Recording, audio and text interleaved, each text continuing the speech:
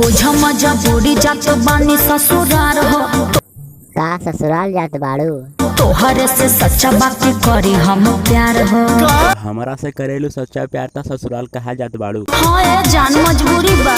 तो तोरा बिना जिला के हमरा को फायदा नहीं खे। ना ये जान ऐसे मत करिए ताकि हमार प्यार के क्रिया हमरा के माफ कर दो प्लीज। माफ करे के लायक तू रहली अब कहाँ से हो?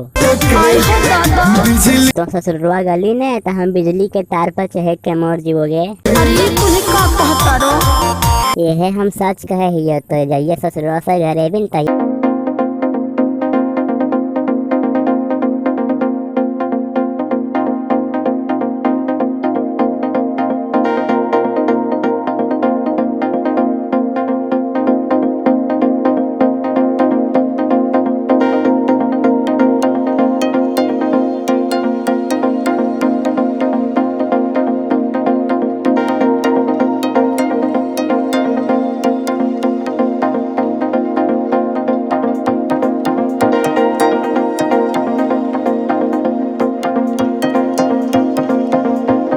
कहलू तुम लभर और प्यार वाली बात तब का करी हम?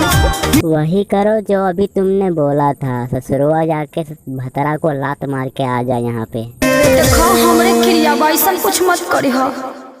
तो यहीं पे रहबे तो हम ऐसा कुछ ना करब। अगर तुम ससुरा चल जाइबे तो हम बिजली के तार पर चढ़ के मर जाइब हो।